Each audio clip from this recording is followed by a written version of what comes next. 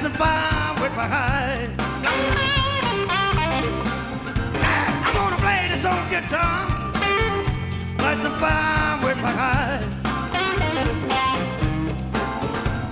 It might sound good to me. I just might play it twice.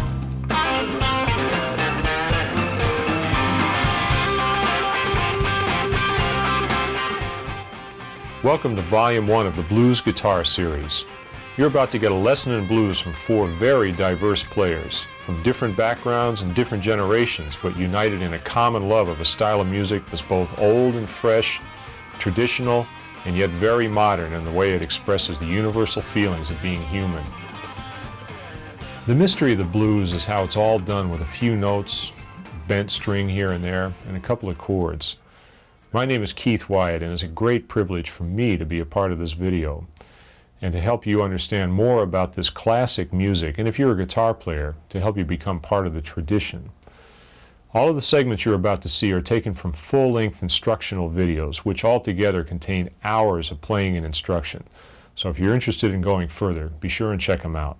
Let's get down to it.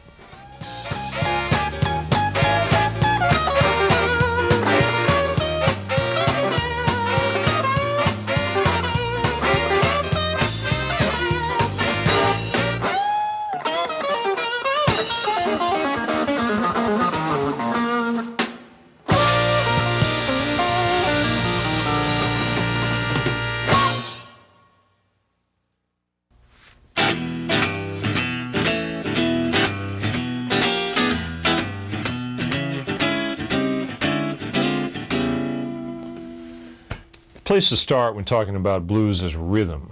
If the rhythm feels right, everything else falls into place. The basic feel in blues is the medium shuffle, and even within this one feel there are an amazing number of variations. We'll start by taking a look at Robben Ford demonstrating his trademark crisp, clean rhythm style using 6th intervals on a blues in C. Now I'm going to play some repetitive patterns and use them against the chord changes of a C7 blues. So we'll get the rhythm section going here, and just keep your eyes and ears open and check this out.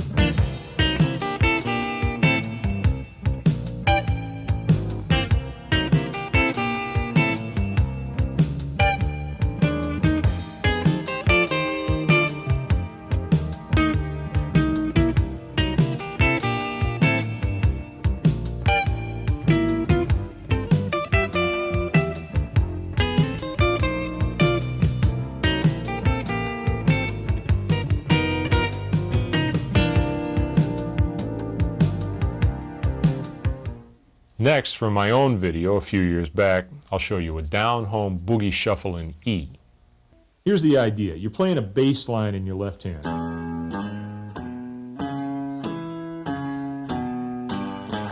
Right, now notice in my right hand, I'm not playing tight like this.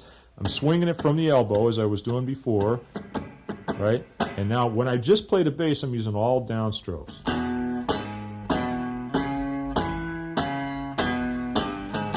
Now you notice one other thing, that I can hit all 6 strings, really smacking them, but only one note comes out, and that's in the left hand. That's your left hand's job, is to trim down the number of notes that you're hearing so that you only get the one bass note that you want to sound at any given time. All right, so when I play the E chord, I'm hearing the same sound that we heard originally, but when I play the first bass note at the 4th fret, what I'm doing is deliberately playing sloppy. I'm letting my left hand just lay all across the strings, which you're not supposed to do, right? Lay across the strings and deaden everything, so if I play it slowly, the only pressure that I'm putting down is with the tip of my 3rd finger. Next bass note, same thing. My index finger lays flat across the strings, except I'm only applying pressure with the tip. And then 3rd finger, now notice my thumb's over the top. That's my insurance policy against the 6th string ringing out. And then I get on the 4th string, same thing. My index finger is pressing down the 4th string and laying across everything else. Right? So that takes a little time. Right? Now the other half of that is the upstroke. So what I do is hit the bass note and then hit the open top 2 strings. But I'm not being so picky about the top 2. I'm just kind of coming up with the pick. So I hit all 6 on the way down and then hit them all on the way up. And the fact is, you hear the upstroke so briefly that it really doesn't matter if you've got a couple extra notes ringing out there. So it sounds like this.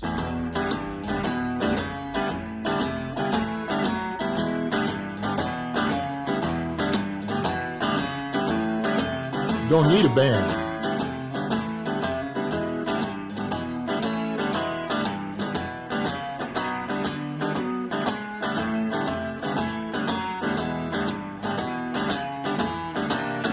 Next, we'll look at a man who has a unique approach to every aspect of the style, Albert Collins.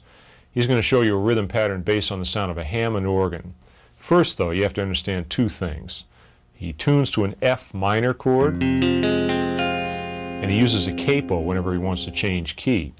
Now, this means it's very difficult to pick up on his fingerings by just watching, but if you listen and just follow along by ear, you'll be able to get started, and I'll show you how the fingerings can be translated into standard tuning a little bit later. Now, Albert's going to show you a pattern in the key of C. See, my rhythm that I try to do is like a B3 Hammond, or C Hammond, whatever you want to call it. And this is the kind of rhythm riff I usually use.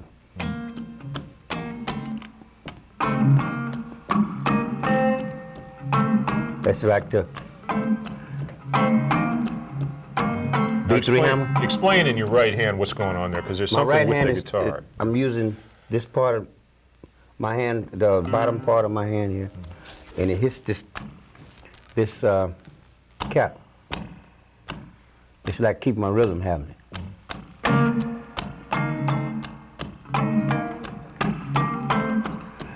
Now, at the same time, I used to do it when I was playing the Epiphone. I used to use the thumb. Then.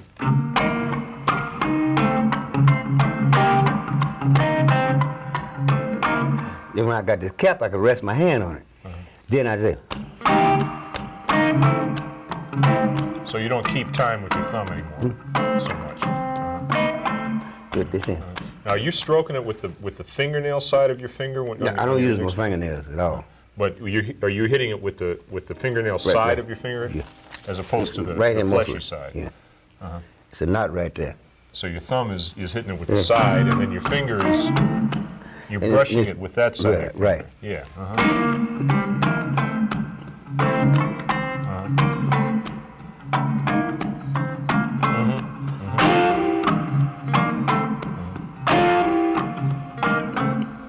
B.B. King is usually too busy fronting the band to play much straight rhythm, but here he plays along with the horn section using chords to punctuate his solo.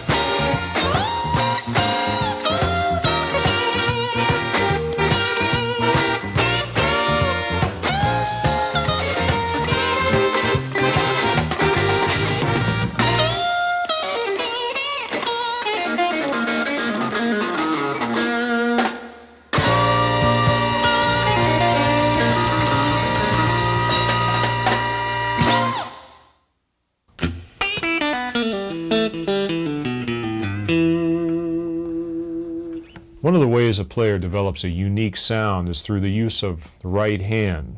Could be using a pick, bare fingers, or a combination of the two. B.B. King is famous for his tone and touch, but he uses a fairly traditional picking method. Here he's typically humble when he's asked about his approach. Even the downstroke, I've got to be very careful. I'll miss strings from time to time. You probably heard me fluff a lot of them. I don't seem, it's supposed to be there. Where is it? This is what my hand is saying. But my later years, in the last 10 or 15 years, I guess, I've did more up and down picking than ever before. I've wanted to do it. I've practiced doing it, but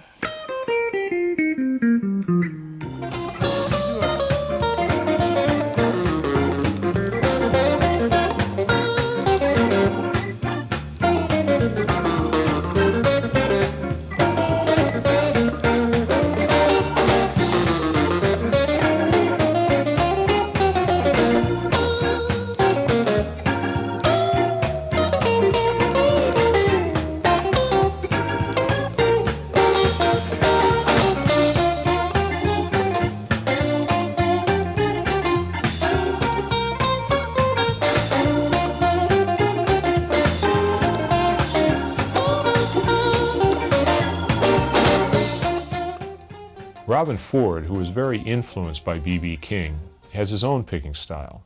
Now let's talk a little bit about right-hand technique. There are two approaches, which is the use of the pick and the use of your fingers. Each one has its own particular quality.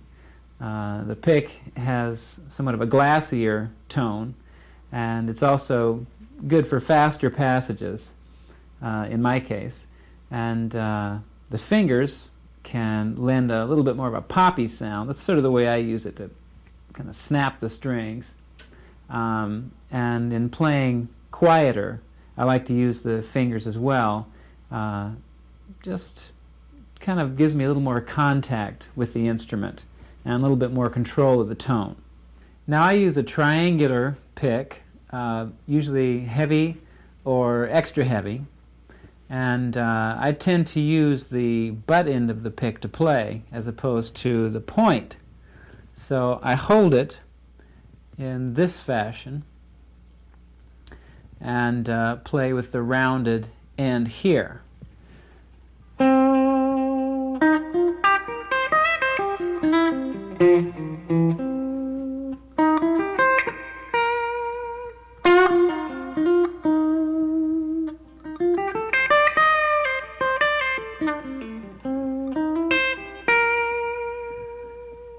Now you notice I brought my fingers in to play there.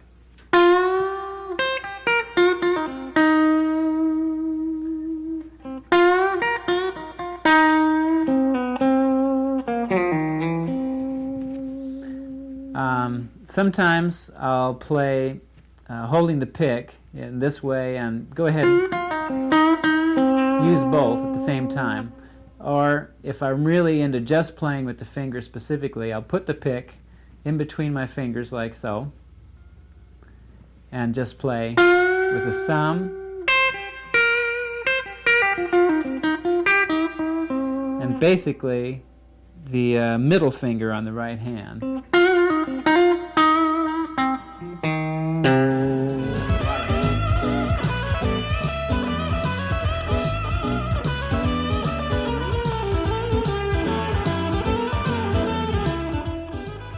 Like Robben, I use a pick most of the time, but for different tone and rhythmic combinations, I'll add the fingers, as you'll see here. Okay, here's another phrase. Now this is one that I use that almost requires the use of the pick and the fingers in the right hand. Very important to get them both because I'm going to jump position a lot. Let me show it to you first. All right, now what I did there slowly so you can hear it.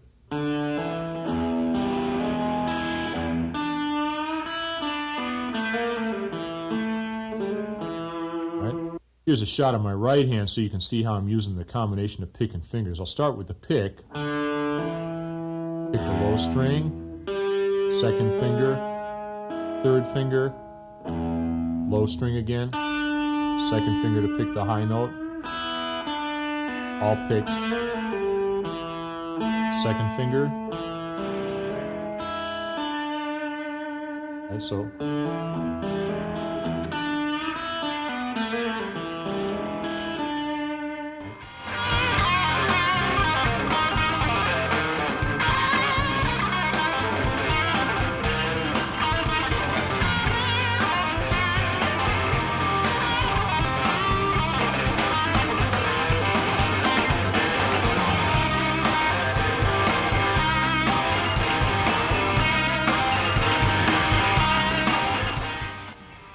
Albert tried using a pick when he was first learning to play, but he soon gave it up in favor of the bare thumb and fingers. The result is one of the most distinctive styles in blues. Why don't you show us a little bit about how you use your index finger and your thumb for different sounds? Okay. Just the way you pick. 1, 2, 1, 2, 3.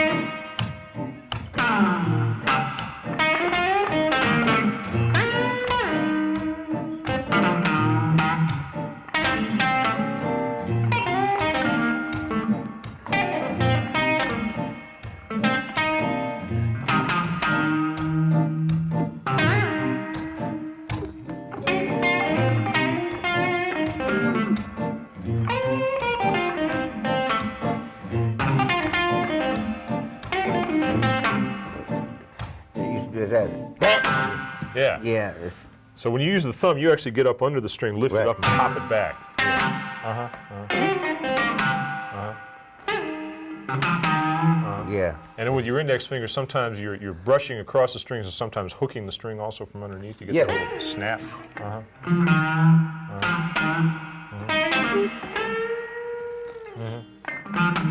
Do you use any of your other fingers in your right hand at this point, or is it just the finger and thumb? My right hand, Yeah. just these three. Sometimes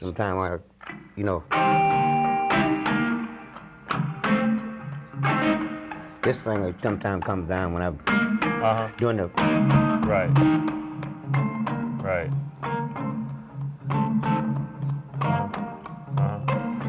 Yeah. The fingering hand also has a big effect on sound.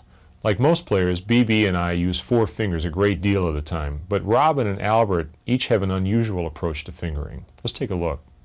I've developed a fingering technique that changes up here and there, but basically comes down to the use of almost just 2 fingers. Kind of a claw effect.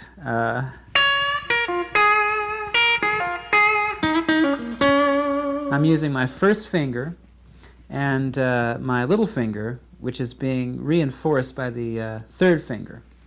And I think this finger comes in to strengthen it a little bit as well, but primarily these 2 fingers are sort of webbed together, and the pressure going on the pinky.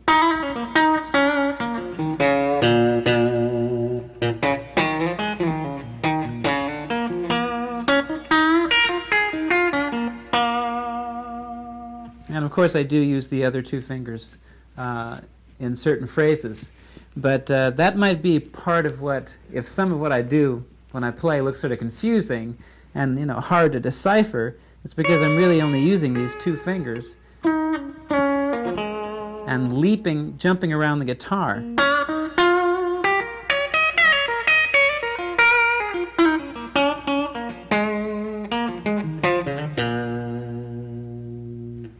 Most guitar players probably use their index finger more than any other, and you don't seem to use it That's it? hardly at all. Yeah. Not too much. So you do all your fingering mainly with the second and third finger. Yeah. I usually start with this one. So you use that on the fret that's right next to the capo. Yeah. And then everything else second and third. Yeah.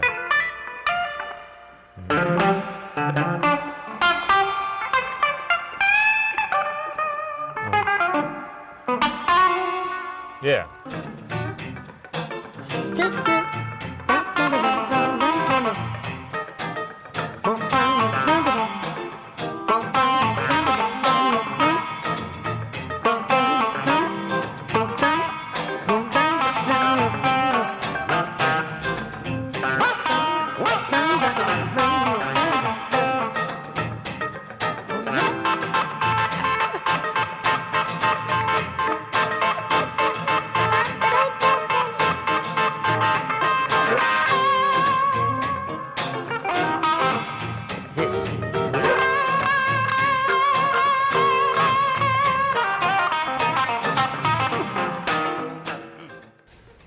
One of the questions most asked of experienced players is how they see the neck.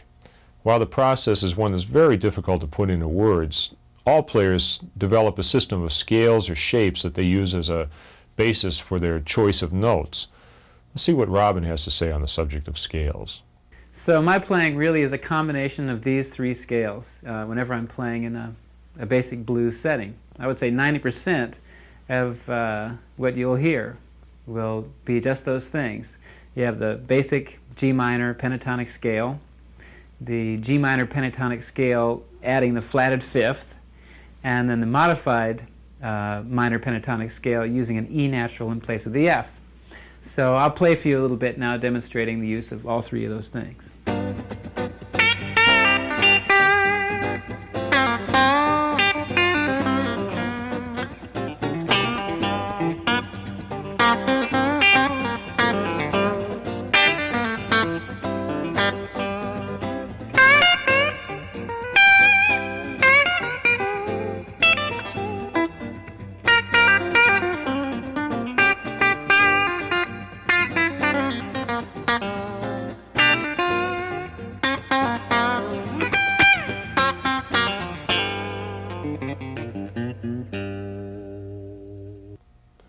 Next, I'll demonstrate a way of combining the two scales most commonly used in blues.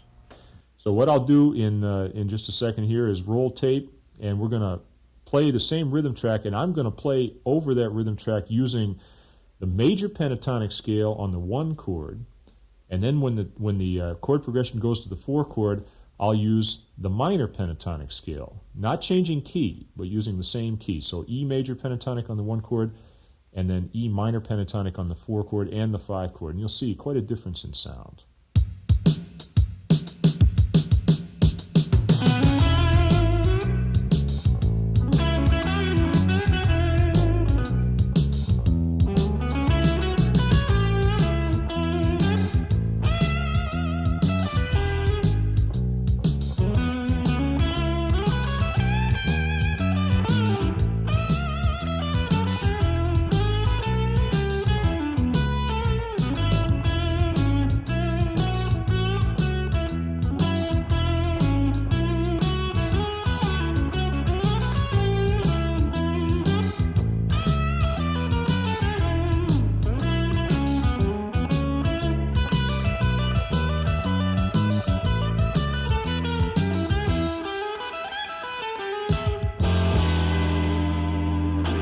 All players use scales or patterns of one sort or another, but they're only as good as the melodies you can get out of them.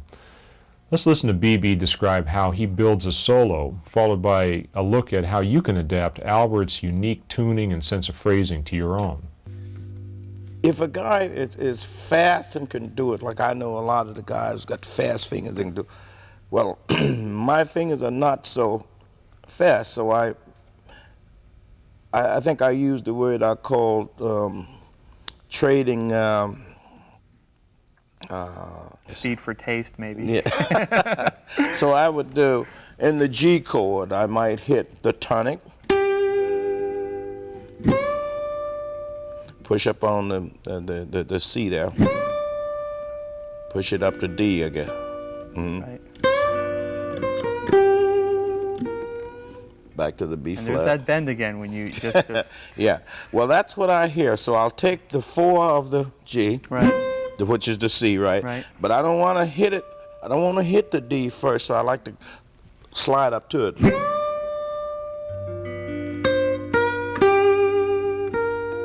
then you take that B flat and just nudge it almost between B flat and B. Right. Yeah.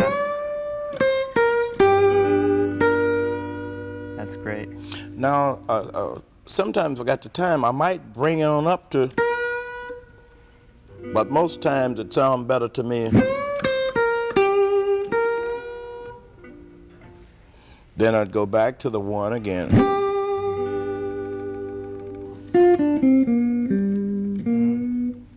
Then, if I got enough time again and want to play around with it just a little bit, to the 5, That would be the right? 5 chord, right? Mhm. Could you do that look again? Because that's... So you're bending the starting On the E, on right? the E, and go up to the F. F sharp, right? Then we come back down to the 8th fret again. Right.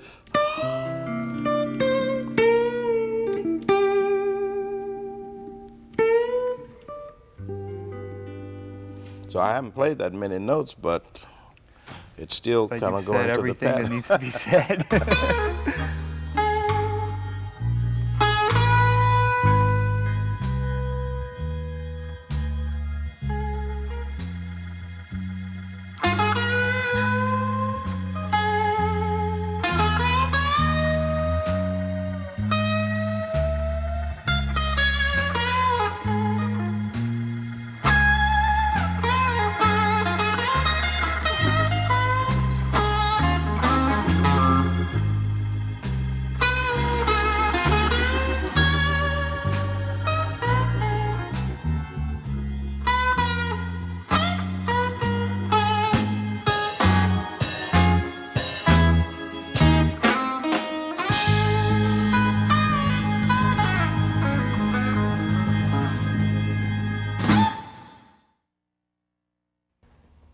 Because of the open tuning, it's very difficult to pick up on a lot of Albert's licks if you play in standard tuning.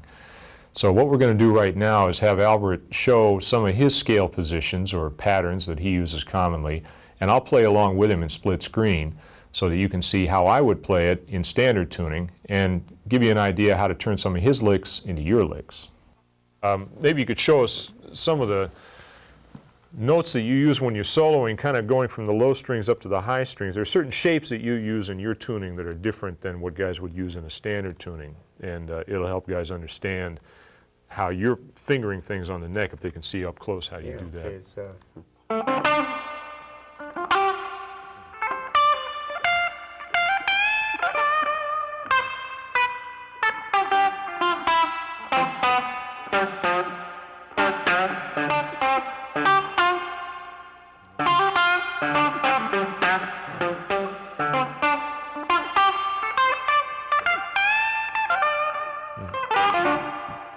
Put your shoes on, baby.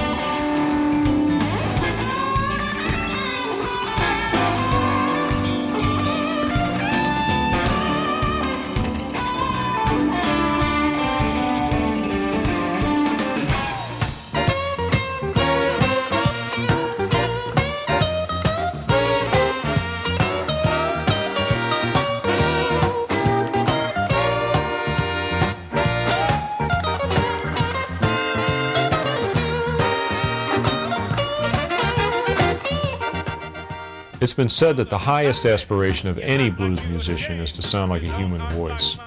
The electric guitar, with its ability to project and sustain notes, was finally able to rival the saxophone in creating this natural vocal quality, largely due to the influence of one man, T-Bone Walker. B.B. King took T-Bone's innovations and shaped them into the modern electric blues style, which eventually formed the basis of rock guitar as well. His use of string bending and vibrato made the guitar sing unlike anyone before him. Here he talks about his influences, including T-Bone and saxophone great Louis Jordan, and demonstrates some trademark bends.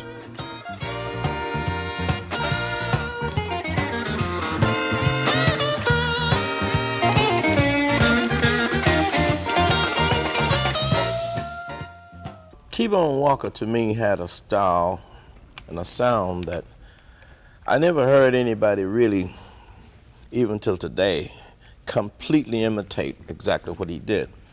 Now, a few guys I've heard get close to it, but he had a way of bending the strings. That might be the reason why I bend the strings today. But T-Bone didn't really bend his bending most of it was like,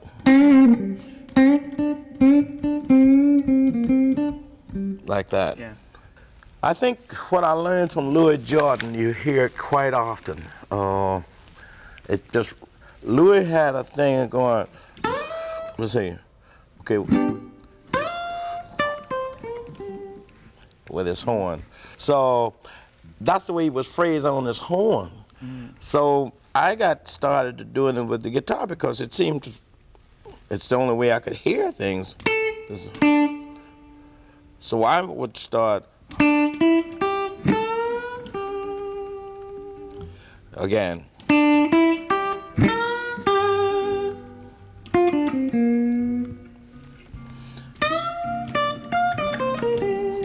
That I still hear the alto.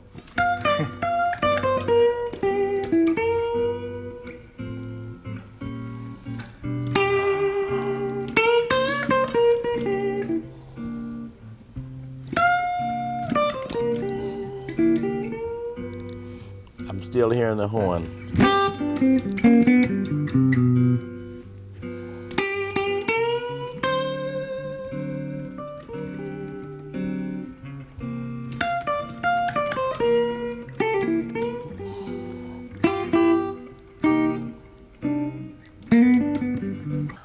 Albert Collins was also a student of T-Bone who went his own way, as we see here. My biggest influence was T-Bone Walker and Guitar Slim. And Guitar Slim was kind of, he was a T-Bone Walker student in a way himself, wasn't he? Yeah. Then I used to listen to all those guys' records, and I tried to find me Albert Collins' identification because I never did want to play like them. Yeah.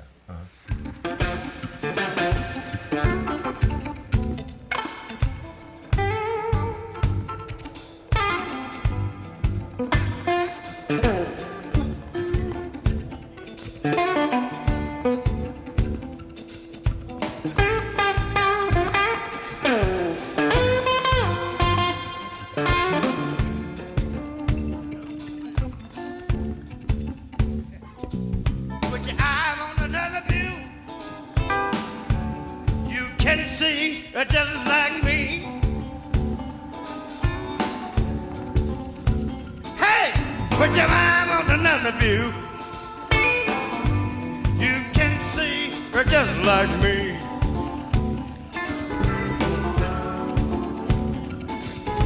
Walking and a talking, seeing, feel just like me.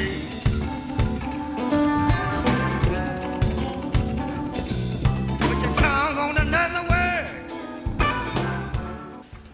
All modern blues players bend strings, and in the hands of masters like B.B., Albert, and Robben Ford, it's one of the most expressive sounds in blues. Here's Robben to show you the technique behind the emotion. The pentatonic scale, really, you can bend any one of those notes up to the next one. And they're probably the most common bending tones, is just the notes from one point to the next in the pentatonic scale. From the first to the third, minor third of the minor pentatonic. From the minor third to the fourth. From the fourth to the fifth. From the fifth to the seventh, and and the 7th to the tonic again.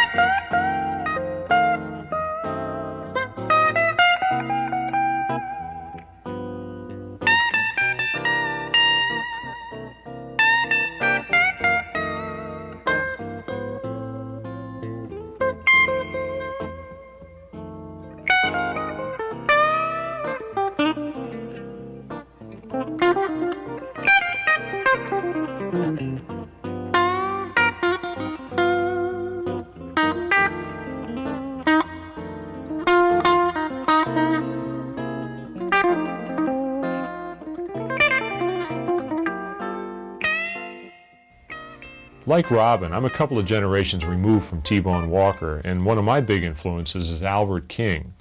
I'll show you a bend based on his style.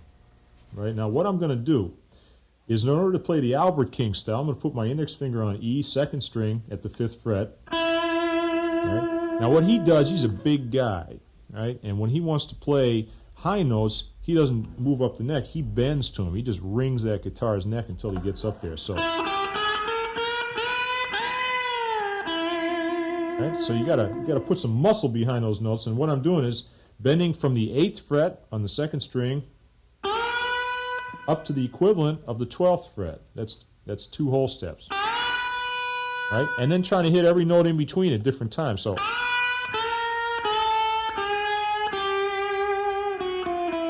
right?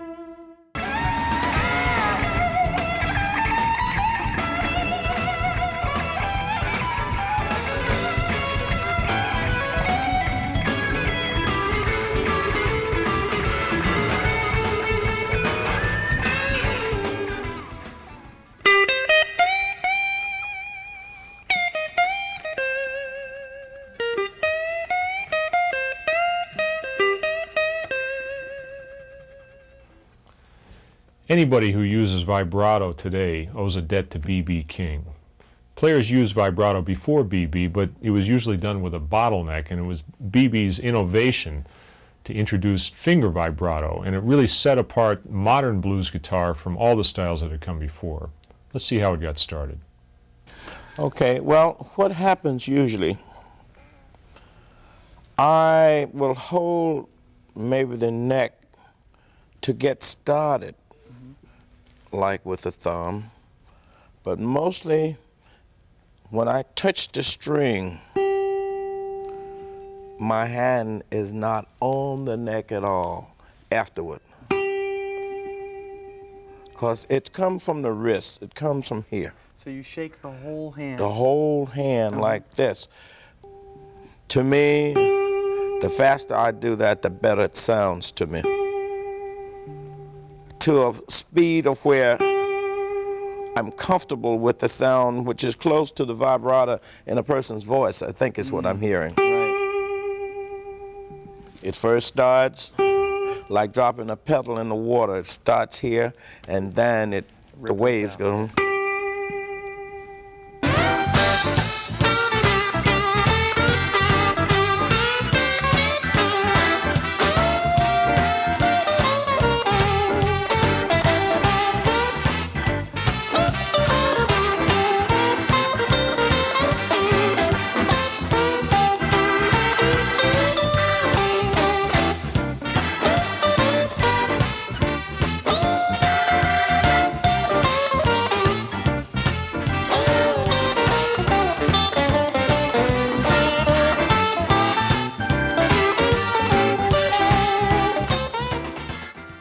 most expressive qualities in blues playing is the use of vibrato.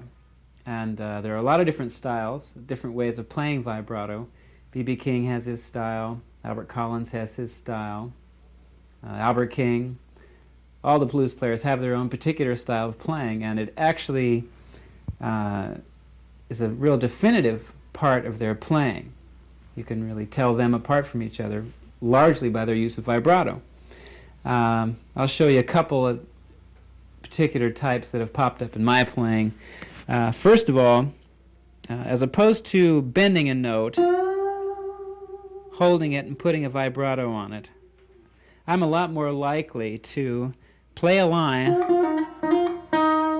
land on my little finger, and actually push the string down, which I think is somewhat unusual. I may have picked it up from Albert Collins, who he doesn't use vibrato very much, bending a note and then playing it, but he hits this one note.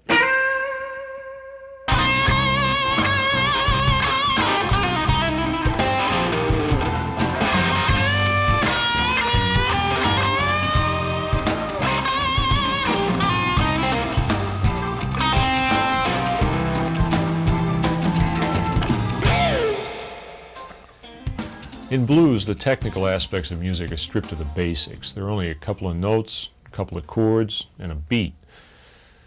The relationship between the notes you choose and the feelings they express are right out in the open. Good phrasing is usually learned through listening to and copying good players and then letting your own experience and personality take over. It's very helpful in learning good phrasing to have an understanding of the relationship between the notes you play and the chords you're playing over. Let me show you a couple of examples. All right, the concept is this. Let's say we're playing in the key of A. Now, when I'm playing over an A chord, of course I know what the scales are.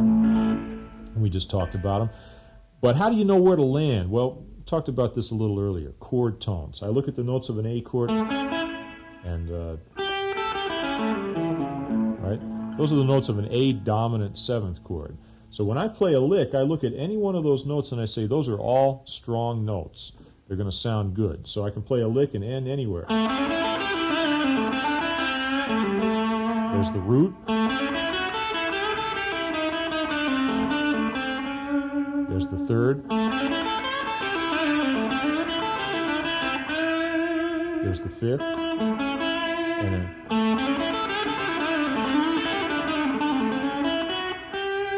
there's the seventh, right? Now, you could almost say that it doesn't matter what you play as long as you end on a strong note. Well, that's not quite true, but that's got a lot to do with it. So knowing where your strong notes are is very important. Now, we've played over an A chord, and we've come up with a lot of strong phrases. What happens when you go to D? Well, what a lot of players will do is shift position. They'll say, well, A is 5th position, D is 10th position, for instance. Well, you sound a lot better if you can figure out how to play in one position and still reflect the sound of the chord. So when I go from A to D, it's kind of like the whole picture changes. Instead of seeing the notes of the A chord as being strong, I see the notes of the D chord. Now I can play the same scale and aim for the notes that belong to that D chord, especially the root. All right? Same thing on the E chord. There's an E dominant 7th chord in 5th position. And there's the root of the E chord, right? Or there's the 3rd of the E chord. In other words, being aware, almost like there's a little ghost shape of that chord there all the time. And when I'm playing, I'm saying, where are the strong notes? What note do I want to land on? I use the blues scale as the foundation, and then I use the chord tones to help me make it sound strong, okay? There's the root, 3rd, root of the D chord, root, 7th, 5th of the 5 chord, root.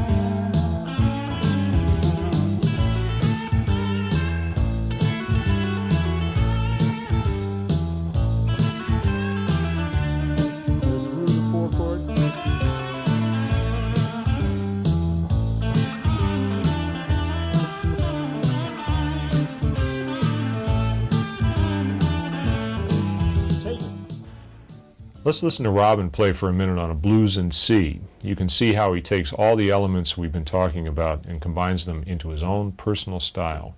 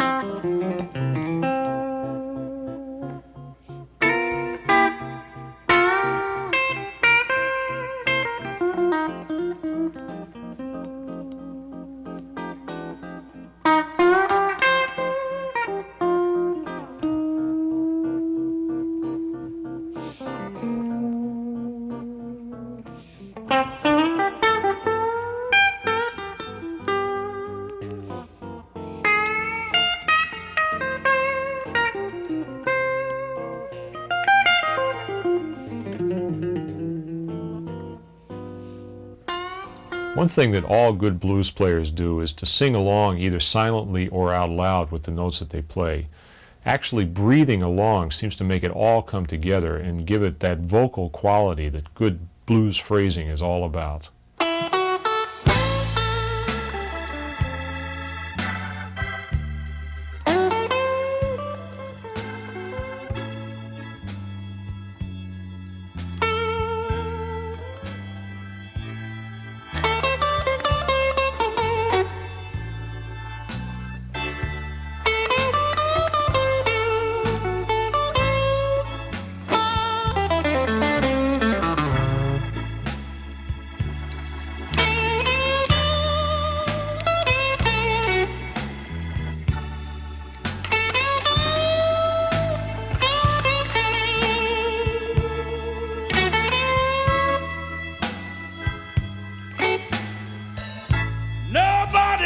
Me but my mother.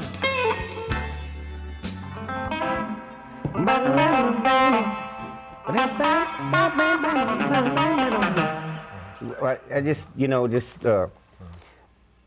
I've been doing, that's why I started out just humming myself, because I used to hum a lot in school, and they used to have me say, the teacher when I was in elementary school, the teacher said, who was that making that noise back there? Everybody pointed at me and said, that's Albert.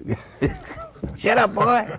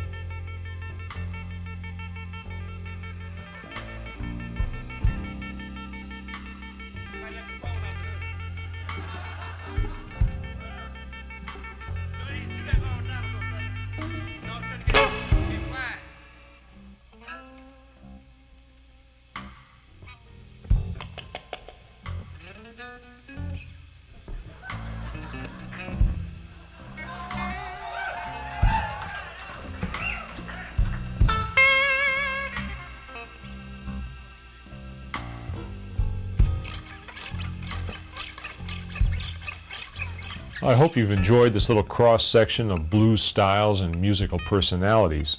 And if you're interested in going further, keep in mind that each one of the videos represented here contains a lot more information. Ultimately, to be a good player in any style, you have to dig down and find your own personality, but it helps to have a little guidance, and one of the best ways to get it is to sit down with an experienced player. You know, popular styles come and go, but blues seems to live on, and every time you hit a note and make it really sing, you're helping to pass it on to the next generation. Isn't that right, BB?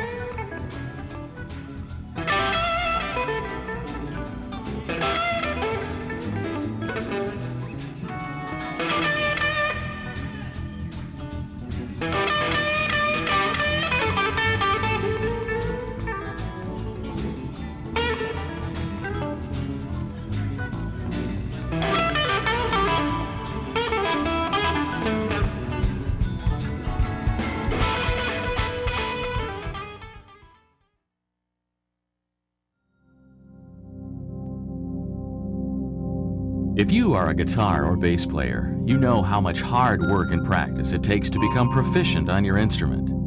You probably also know how helpful and inspiring a good teacher can be to your musical development. And you may have even wished for the chance to take a lesson with one of your favorite players. Now that chance is here.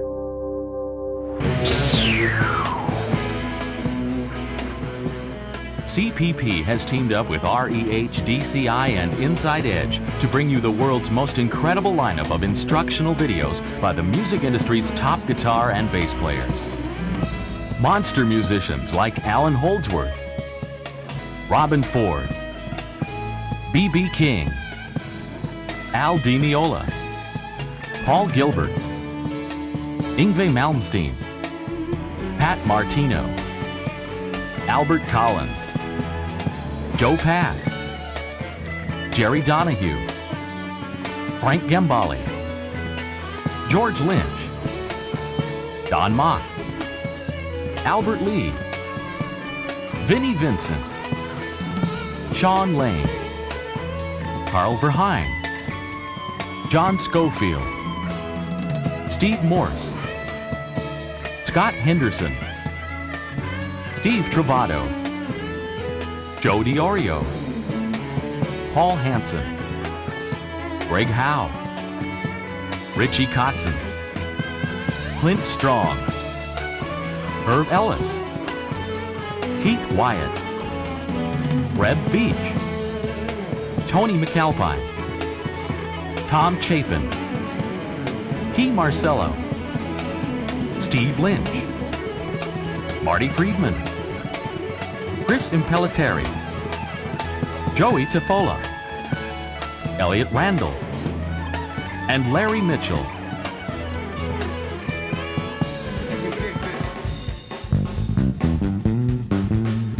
And on bass, world-renowned musicians Nathan East, Gary Willis, Dave Krieger, Dave LaRue, Gerald Veasley, Chuck Rainey, Mark Egan, Jaco Pastorius, John Patitucci, and Randy Jackson.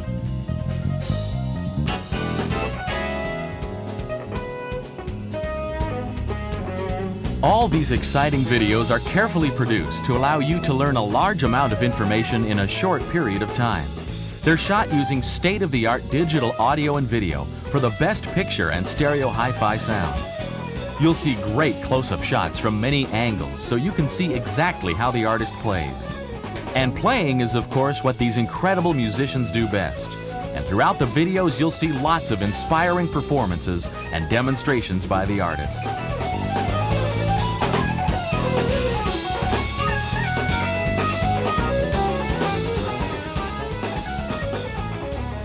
Most of the videos come packaged with a companion booklet that clearly shows the examples printed in standard music notation and tablature.